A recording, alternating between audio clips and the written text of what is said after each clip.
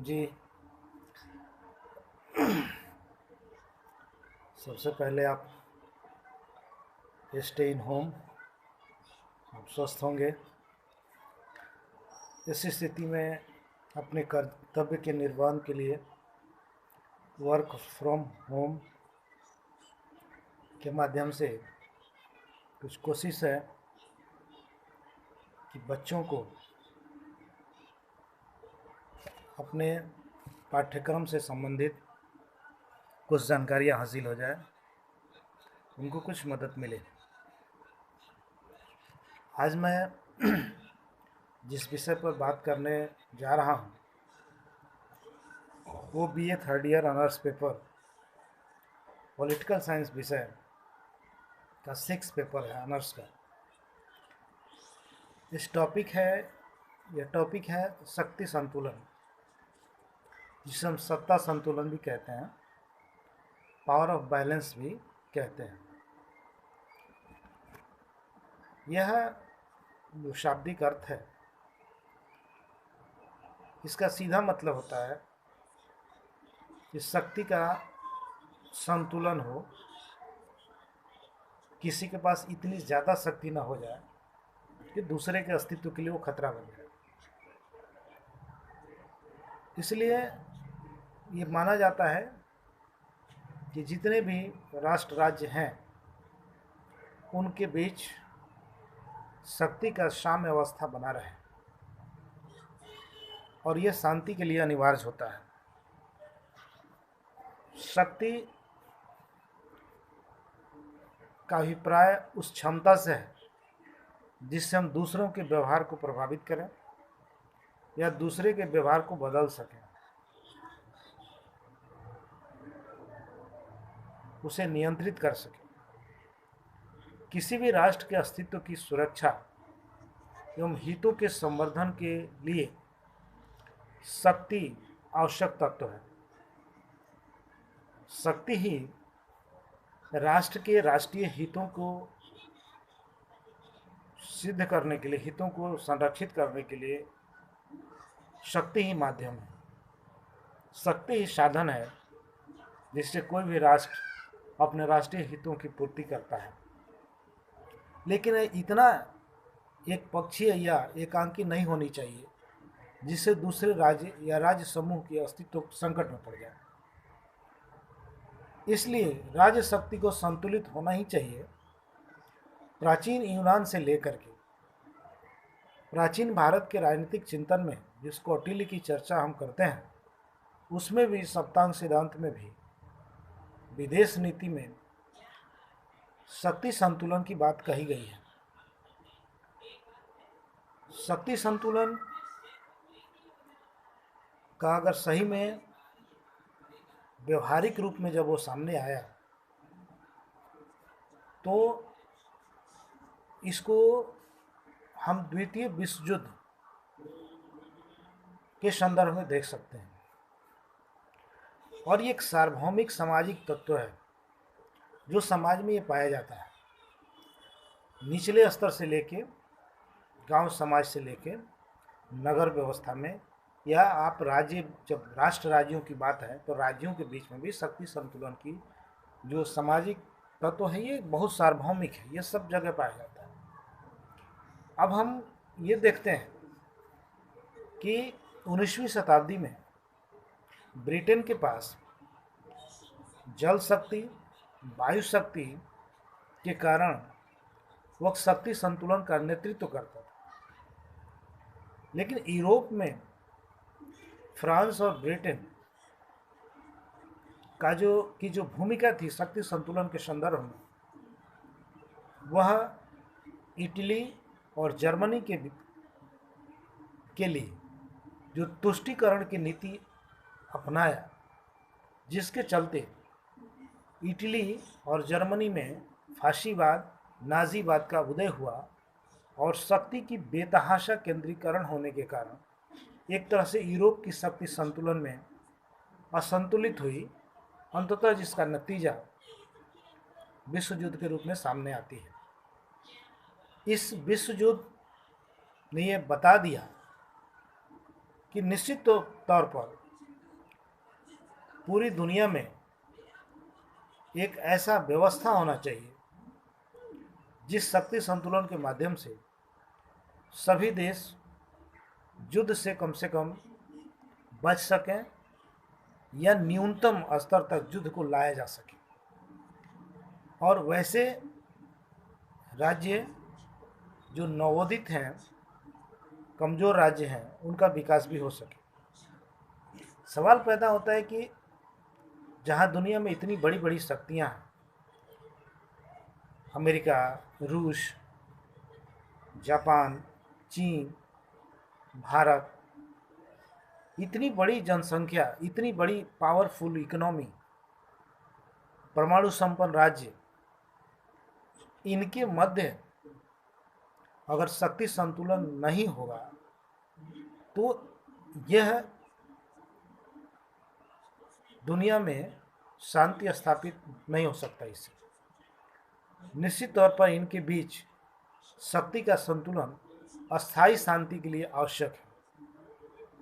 असंतुलित शक्ति विश्व शांति एवं विकास की प्रक्रिया को भंग कर सकती है, अर्थात एक ऐसी ताकत पैदा हो जाए, एक ऐसी शक्ति सामने आ जाए जिसका मुकाबला किसी और से हो ही नहीं।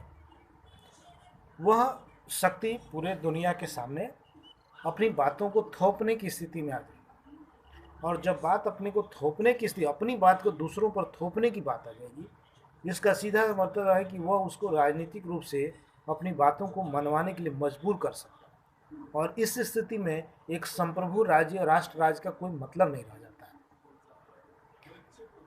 इसलिए शक्ति संतुलन की प्रक्रिया को दुनिया में जब भी हम देखते हैं तो ये क्षेत्रीय स्तर पर या पूरे विश्व के स्तर पर अपने अपने स्तर पर सभी राष्ट्र अपनी शक्तियों का विस्तार करके शक्ति का संतुलन अपने पक्ष में करने का प्रयास करते हैं। इसका संबंध राज्य शक्ति से है, इसका संबंध राज्य शक्ति से है, इसका संबंध राज्य शक्ति से है। यह अंतर्राष्ट्रीय राजनीति का आधारभूत तत्व है। शक्ति संतुलन का सिद्धांत संपूर्ण विश्व राजनीति का महत्वपूर्ण हिस्सा है। पूरी विश्व की राजनीति इसके इर्द गिर्द घूमती है, और प्रत्येक राष्ट्र की यह भूमिका होती है कि वह शक्ति अर्जित करे या शक्ति को संतुलित करे, या अपने से छोटे बड़े राज्यों का संघ या गुट बना करके उस विरोधी राज्य के बरक्स एक समूह तैयार करे, एक शक्ति तैयार करे, एक गठबंधन तैयार करे जिससे उसके अस्तित्व की रक्षा हो सके। इसमें प्रायः संपूर्ण विश्व राजनीति का महत्वपूर्ण हिस्सा है। इसमें प्रयास किया जाता है कि राष्ट्र राज्य के मध्य हर हाल में शक्ति संग्रह में साम्य अवस्था बनी रहे। प्रत्येक राष्ट्र राज्य अपनी शक्ति को समुदाय या गुट बनाकर बढ़ाने का प्रयास करता है। जैसा कि आप मित्र राष्ट्रों को और ध्रुवीय राष्ट्रों का इतिहास में आप पढ़ चुके हैं, यह शक्ति संतुलन का प्रयास था। उसी तरह से द्वितीय विश्व युद्ध के बाद जब शीत युद्ध अपने चरम पर था, पूरा विश्व दो गुटों में बटा हुआ था, एक साम्यवादी गुट और एक पूंजीवादी गुट, जिसका नेतृत्व सोवियत संघ और अमेरिका कर रहे थे। उस स्थिति में दोनों अपने अपने गुट बना करके शक्ति को संतुलित कर रहे थे, एक दूसरे को शक्ति को संतुलित कर रहे थे, और तीसरी दुनिया के देश के साथ ये मजबूरी हो गई थी कि वो कहीं ना कहीं दोनों के गुट में शामिल हो जाए जिससे उनके हितों की रक्षा हो सके। लेकिन अंततः ये देखना पड़ा कि इसकी परिणति शीत युद्ध की चरम तक गई और युद्ध की मुहाने पर पूरी दुनिया खड़ी हो गई, और ये देखा गया, और इसी के गर्भ से फिर निशस्त्रीकरण की अवधारणा भी सामने आई। इस तरीके से हम देखते हैं कि ये परंपरा रही है कि गुट बना करके शक्ति को संतुलित किया जाता है। वर्तमान में हम दक्षिण चीन सागर के मामला को ले लें, उसमें जो उत्तरी प्रशांत महासागर का हिस्सा है, उसमें चीन की विकराल शक्ति को संतुलित करने के लिए फिलीपींस, वियतनाम, थाईलैंड जैसे देश, जो आसियान के मूलभूत देश हैं, वो आपस में एक साझेदारी करने का प्रयास करते हैं और भारत को उस साझेदारी में, उस समूह में शामिल करना चाहते हैं। व्यवहारिक रूप से किया भी है, जिससे वो चीन को संतुलित कर सके, उनकी शक्ति को संतुलित कर सके। और यह शक्ति संतुलन की प्रक्रिया यूरोप में नाटो से लेकर के सीएटो जो भी अवधारणाएं आई, ये हम देख चुके हैं कि ये गुट बना करके एक दूसरे को संतुलित करने की कोशिश करते हैं। वर्तमान में दक्षिण चीन सागर का उदाहरण मैंने आपको दिया। अंतर्राष्ट्रीय संबंधों में सभी साधारण राज्य शक्तियाँ संतुलन के पक्ष में होती है। जितनी जो साधारण शक्तियाँ होती हैं वो संतुलन के पक्ष में होती हैं, जबकि महाशक्तियाँ हमेशा शक्ति में परिवर्तन चाहती हैं। यानी कि जो भी डेवलपिंग कंट्री हैं या थर्ड वर्ल्ड के दो देश हैं, जो भी अविकसित देश हैं, वो शक्ति को चाहते हैं कि हमेशा वो शक्ति संतुलन के पक्ष में होती है, लेकिन महाशक्तियाँ हमेशा इसको बदलना चाहती हैं अपने पक्ष में। आज पूरी दुनिया में जिस तरह से कोविड-19 का मामला चल रहा है, इस महामारी के दौर में भी बार बार दुनिया में महाशक्तियाँ ये दिखाने की कोशिश कर रही है कि कौन कितना शक्तिशाली है और भविष्य में कौन इस शक्ति के संतुलन को अपने पक्ष में झुका सकता है। जो नया एक्टर बन करके उभरा है वो चाइना है और वो शक्ति संतुलन को बदलने का प्रयास कर रहा है अपने पक्ष में। अमेरिका इसको बदलने का प्रयास कर रहा है अपने पक्ष में। शक्ति में परिवर्तन चाहती हैं, यानी महाशक्तियाँ चाहती हैं। शक्ति संतुलन वो अवधारणा है,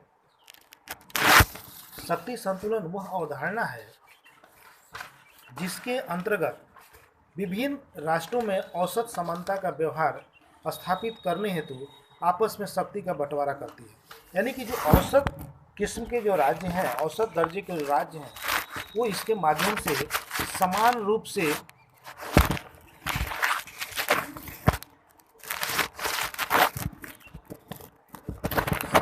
से समानता का व्यवहार स्थापित करने हेतु आपस में शक्ति का बंटवारा करती हैं। अर्थात विभिन्न राष्ट्र इस प्रकार रणनीतिक रूप से बंट जाते हैं कि कोई एक राष्ट्र या राष्ट्रों का समूह इतना शक्तिशाली नहीं हो सके कि स्वयं दूसरे पर हावी हो सके। यानी कि इस तरह से शक्तियों का विभाजन हो कि कहीं शक्ति का केंद्रीकरण नहीं हो जाए, जिसके चलते वे दूसरे की नीतियों को प्रभावित करने लगें या अपनी बात को थोपने लगें। इसलिए जरूरी हो जाता है कि शक्तियों का साम्य अवस्था बनी रहे, क्योंकि उसकी शक्ति दूसरे प्रतिद्वंदी गुट की शक्ति से संतुलित हो जाती है। और जब शक्ति संतुलन के लिए गुट बन जाता है तो वह खुद ब खुद वो प्रतिद्वंदी जो गुट होता है उससे उस शक्ति को संतुलित कर लेता है। और मॉर्गनथाउ का स्पष्ट मानना है, मॉर्गनथाउ जो अंतर्राष्ट्रीय राजनीति के क्षेत्र में एक बहुत ही प्रोमिनेंट नाम है, उसके बतौर हम देखें विभिन्न राष्ट्र द्वारा इस प्रकार रणनीतिक रूप से बढ़ जाते हैं कि कोई एक राष्ट्र या राष्ट्रों का समूह इतना शक्तिशाली नहीं हो सके कि स्वयं दूसरे पर हावी हो सके, क्योंकि उसकी शक्ति दूसरे प्रतिद्वंदी गुट की शक्ति से संतुलित हो जाती है। ये मॉर्गनथाउ का अपना कंसेप्ट है। कैस्टरली के अनुसार सत्ता संतुलन का अर्थ है राष्ट्रों के परिवारों के बीच ऐसा न्याय संगत संतुलन बनाए रखना जो उसमें से किसी को अधिक शक्तिशाली बनने से रोकेगा, ताकि वो अन्यों पर अपनी इच्छा न थोप सके। अर्थात इससे हम ये देखना चाहते हैं कि जो राष्ट्रों का परिवार है, जो राष्ट्र राज्यों का परिवार है, और इसको इस तरह देखेंगे जो यूएनओ के जो मेंबर हैं, जो सभ्य राष्ट्र हैं आज के डेट में, और जो भी अन्य लोग इसमें शामिल हैं, सभ्य राष्ट्रों से मेरा मतलब जिनको परंपरागत रूप से यूरोप के उन महाशक्तियों के लिए प्रयोग किया गया, इसका अर्थ नहीं है कि बाकी असभ्य राज्य हैं, लेकिन जो भी राज्य इसमें हैं, इन परंपरागत राज्यों के बीच शक्ति संतुलन बना रहे और एक न्याय संगत बना रहे, उसमें किसी को अधिक शक्तिशाली बनने से रोकना है। अर्थात कि कोई एक राष्ट्र के पास इतनी ज़्यादा बैलिस्टिक मिसाइल हो जाए, इतने परमाणु बम हो जाए, इतने वेपन्स हो जाएं कि दुनिया के वो अपने इशारे पर नचाने लगे यानी एक ध्रुवीय विश्व का निर्माण हो जाए, तो ये दुनिया के स्वास्थ्य के लिए ठीक नहीं है, दुनिया के राजनीतिक सेहत के लिए ठीक नहीं है। इसलिए एक तरह से कहा जाए कि शक्तियों का विभाजन होना चाहिए, अन्य शक्तियाँ भी उपलब्ध होनी चाहिए, और किसी भी तरीके से, चाहे संधि करके या समझौता करके या कूटनीतिक तरीके से, बढ़ती हुई जो शक्ति है, जो निरंकुश शक्ति हो जाने की संभावना रखती है, उसको किसी तरीके से डिप्लोमेटिक तरीके से नियंत्रित करने की इच्छा शक्ति इसमें निहित होती है, दिखाई देती है। शक्ति संतुलन की विशेषता क्या है, कैसे हम समझते हैं कि ये शक्ति संतुलन की प्रक्रिया है? तो इस विशेषता को जब हम देखते हैं, तो शक्ति संतुलन का आशय है साम्य अवस्था। इसका आशय है साम्य अवस्था से है, परंतु शक्ति संबंधी अस्थायी होते हैं। शक्ति संतुलन जो संबंध होते हैं वो अस्थायी होते हैं। ये नहीं कहा जा सकता है कि आज अगर शक्ति संतुलन है तो कल भी शक्ति संतुलन रहेगा। इसकी कोई गारंटी नहीं होती है, हमेशा बदलने वाली चीज़ होती है, और इसकी कोई पैमाना भी नहीं है। किसी शक्ति को मापने का अब तक सही में कोई पैमाना एग्जैक्ट नहीं है, इसलिए असंतुलन भी हो जाता है। अतः शक्ति संतुलन के लिए राष्ट्रों को निरंतर प्रयत्नशील रहना पड़ता है। यानी कि एक बार आपने कोई एग्रीमेंट कर लिया, कोई समझौता कर लिया, तो आप निश्चिंत नहीं हो सकते कि शक्ति संतुलन स्थापित हो गया। अर्थात उसके लिए निरंतर राष्ट्रों को प्रयास करना, प्रयत्नशील रहना पड़ता है। स्पाइक मैन के अनुसार शक्ति संतुलन कोई दैवीय वरदान नहीं है। ये कोई दैवीय वरदान नहीं है कि एक बार हो गया तो हमेशा रहेगा, अपितु मानव के द्वारा स्वयं के प्रयत्नों से स्थापित करने वाली स्थिति है। ये खुद मनुष्य के द्वारा प्रयास करके शांति का वातावरण बनाने के लिए शक्ति संतुलन का वातावरण बनाया जाता है। यानी कि विकास और शांति की पृष्ठभूमि में शक्ति संतुलन का सिद्धांत है। शक्ति संतुलन तभी सफल होता है जब कोई राष्ट्र परिवर्तन को स्वीकार करने की क्षमता रखता है। अर्थात अगर एक राष्ट्र मान ले कि हम अपने किसी भी नीतियों में परिवर्तन नहीं करेंगे, हम अपने परमाणु परीक्षण को नहीं रोकेंगे, हम अपने मिसाइल निर्माण की प्रक्रिया को नहीं रोकेंगे, हम विपेंस के प्रसार को नहीं रोकेंगे, हम विपेंस के बिक्री को नहीं रोकेंगे, तो निश्चित है कि शक्ति संतुलन की प्रक्रिया आगे नहीं बढ़ सकती। यानी कि हर हालत में राष्ट्रों को शक्ति संतुलन की प्रक्रिया के लिए अपने में बदलाव के लिए तैयार करना पड़ता है, उनको लचक रुख अपनाना पड़ता है, और इसके लिए गतिशील बना रहना, गतिशीलता दिखानी पड़ती है। शक्ति संतुलन कभी स्थापित नहीं होता है, क्योंकि शक्ति का मापन की संभव ही नहीं है। शक्ति को मापने की कोई यंत्र नहीं है, और ये अस्थायी नहीं होती है, ये हमेशा परिवर्तनशील होती है। युद्ध ही एक ऐसी परिस्थिति है जिसमें दो राष्ट्रों की परस्पर शक्ति का परीक्षण हो सकता है।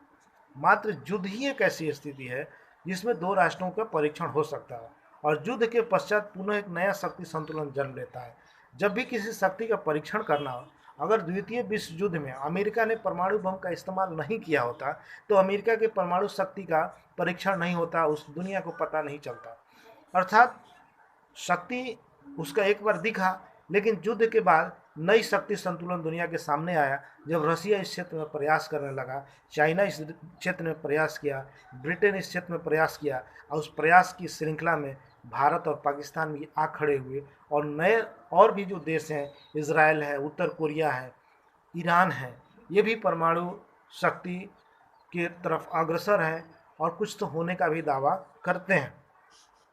शक्ति संतुलन का प्रयोग लोकतांत्रिक और अधिनायकवादी दोनों प्रकार के राज्य करते हैं। शक्ति संतुलन ऐसा नहीं है कि केवल अधिनायकवादी राज्य ही प्रयास करते हैं। इसका सबसे बड़ा उदाहरण देख लीजिए कि जो सोवियत संघ था वो साम्यवादी राज्य था, अधिनायकवादी राज्य था, और वो भी शक्ति संतुलन के लिए प्रयासरत था। अमेरिका एक डेमोक्रेटिक स्टेट होते हुए भी शक्ति संतुलन के लिए प्रयास है। चाइना अधिनायकवादी होते हुए भी शक्ति संतुलन के प्रयास करता है, हमेशा चाहता है कि क्षेत्रीय स्तर पर उसका शक्ति का संतुलन उसके पक्ष में झुका रहे। और भारत को आप देख लीजिए तो भारत भी एक लोकतांत्रिक देश होते हुए भी अपने क्षेत्रीय स्तर पर शक्ति संतुलन के लिए हमेशा प्रयास करता है, और हमेशा प्रयास करता है कि चाइना को काउंटर करने के लिए हमें रूस या अमेरिका से संबंध बनाने चाहिए, और पाकिस्तान भारत को काउंटर करने के लिए, शक्ति को अपने पक्ष में संतुलित करने के लिए चाइना के साथ अलायंस करने के लिए तैयार रहता है, एक दोस्त के रूप में उसे स्वीकार करने के लिए तैयार रहता है। इस तरह देखा जाए तो शक्ति संतुलन की प्रक्रिया में बड़े राज्य ही सक्रिय रूप से भाग लेते हैं, और अक्सर देखा जाता है कि छोटे राज्य की भूमिका लगभग दर्शक की होती है। जैसे जितने भी बफर स्टेट को आप ले लीजिए या छोटे छोटे राज्य को ले लीजिए, वे इसमें बहुत ज़्यादा शक्ति संतुलन की प्रक्रिया में ज़्यादा इंटरेस्ट नहीं लेते हैं, जबकि जितने भी बड़े राष्ट्र हैं वो शक्ति संतुलन के प्रक्रिया के मुख्य एक्टर हैं। इसको मैं दूसरे वीडियो में